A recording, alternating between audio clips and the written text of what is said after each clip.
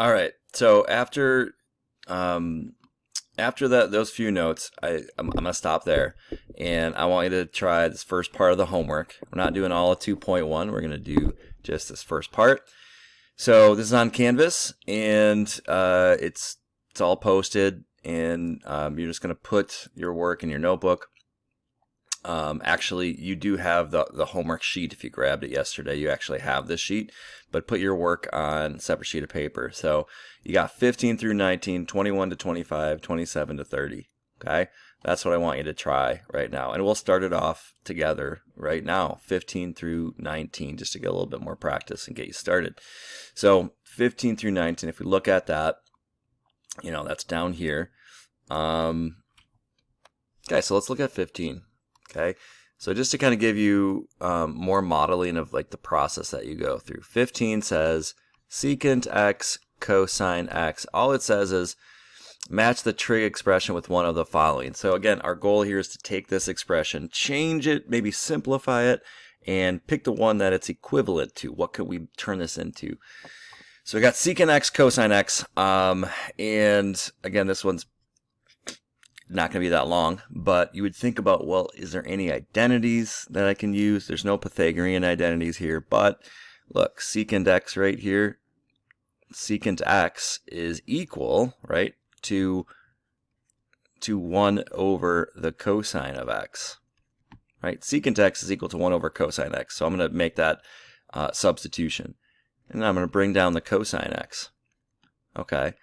So in this strategy, all I did was change all my factors to sines and cosines, and here, now we can clearly see that, look, this cancels off, cosine cancels, and 1, it cancels to 1. I have 1 over 1 times 1 over 1, and my answer is 1.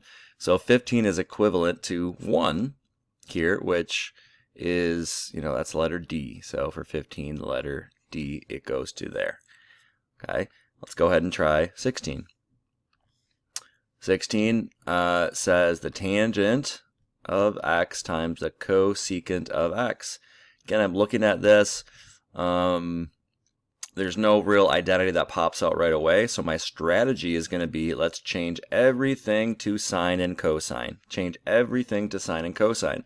So what is tangent x in terms of sine and cosine? Well, tangent x is the identity that you're going to have to look back at those, right? Sine x over cosine x. Change that. Well, what is cosecant? Cosecant is 1 over sine. Okay, so we change everything to sines and cosines.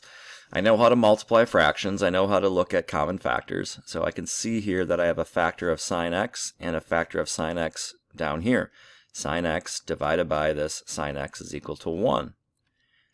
So now, if I look at these fractions, I have 1 over 1 times cosine over sine. So I have, this is now equal to 1 over, take that back, 1 over cosine x. Cosine x, and this is gone. So this becomes 1 over cosine x. I look here, I'm like, oh, is that any of these? There is no 1 over cosine x there. Ooh, but wait. Let's, now that we have a simpler version of this, let's change it back. 1 over cosine x is also the same thing as secant x, right?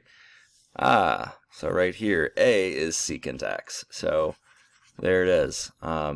B, or number 16 is secant x, which is A in this case. So again, just to kind of get you started, there's kind of no exact process that you take, but you kind of have to use those generalized strategies when you look at these expressions. You want to look at your trig identities. You want to look at these and make sure you really know these, okay? If you can use one of the Pythagorean identities, if you can use one of these right here, like, man, you're always going to use one of those, right? If you can see one of those, you might have to change the puzzle piece a little bit, make a substitution. Always going to do that because that simplifies the problem down quite a bit. If you're kind of stuck, many times you can just change all of your factors to sine and cosine. So you might use this, and change things to sines and cosines here. And you're going to use some algebra in there to, do your addition or canceling. And in the first example, we factored something out, so you might see maybe I might have to factor something out there. And that is just the beginning of these, what we call trig identities, and we're using these algebraic strategies to simplify expressions. Hope that helps. So you got the homework. Homework is right here again. You have solutions there too, but just do this first part today. I will probably email or put on when I have some office hours maybe. Well, I'll be available later in the day where you can, if you're really stuck on something, just come and ask questions for a little bit. So happy virtual day. I hope you watch all the videos. I hope you have a little relaxing time, I suppose. Not a true snow day, but it's okay. All right, have a great day. We'll see you tomorrow? Question mark.